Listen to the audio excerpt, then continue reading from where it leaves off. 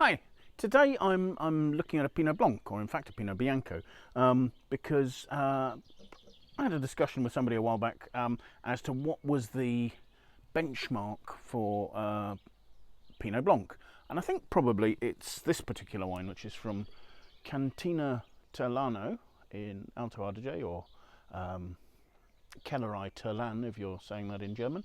This is their Vorberg Reserve. It's the 2019 version of that. So this is a Pinot Bianco from a single vineyard, Vorberg on the Monzoccolo, which is a mountain hillside, I assume, which is somewhere between about sort of 450 and 600 metres above sea level, so at quite high altitude.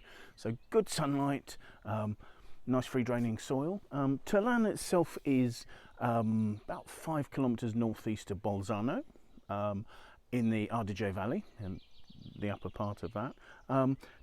Terlan itself has its own DOC within Alto Adige, and it's seen as a prestigious region for producing white wine. And I mean, the history here, archaeologists have found winemaking going back here to the 5th century BC.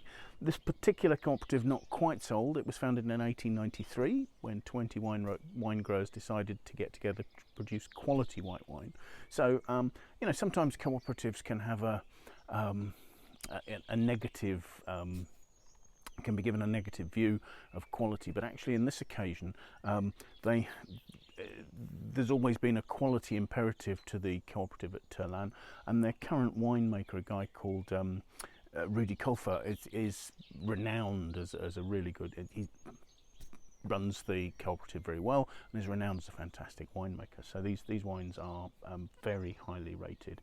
The wine itself is, as I say, single vineyard, produced hand picking, obviously, maybe not obviously, but obviously because they're doing whole cluster pressing, so the bunches are kept whole, and pressing them that way gives you very clean juice.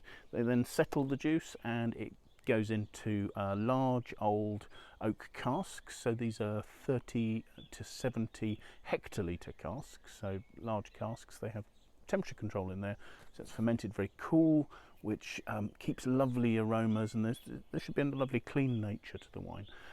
It stays in those casks, or it stays in oak certainly, for a year, where it'll do its malolactic conversion, and it stays with its yeast lees, with those being stirred up to try and add a bit of weight, richness and roundness to the wine. So I mean, this wine consistently is, at Wine Searcher, it's one of the wines that's in our best or most searched for Pinot Blanc. I think it's second in both those categories at the moment, and is currently the best value Pinot Blanc that we have in our listings. And price-wise, I mean, this is about worldwide. This is about $30 a bottle is the average price. So very, very affordable. So anyway, enough of the wine, enough of the talk. Let's taste the wine. Colour-wise, lovely medium yellow. It's got a good intensity that, you know, it's certainly not watery. There's actually some tears showing on the glass there, so there's a certain vinosity to the wine, viscosity to the wine. Smelling it, you have a lovely intensity, and the intensity, I suppose there are three things really. You have a sort of a lime blossom. There's a very clear blossom that comes to the front. There's a minerality, a sort of a wet stone note, but also there's a sort of a creamy dairy note from the lees stirring. So plenty going on there. Let's taste it.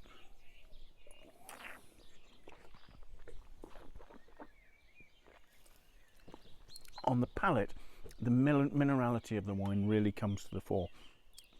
I mean, you've still got the lovely blossomy notes afterwards. There's a lovely fresh acidity, so the liminess that I'm talking about is still there.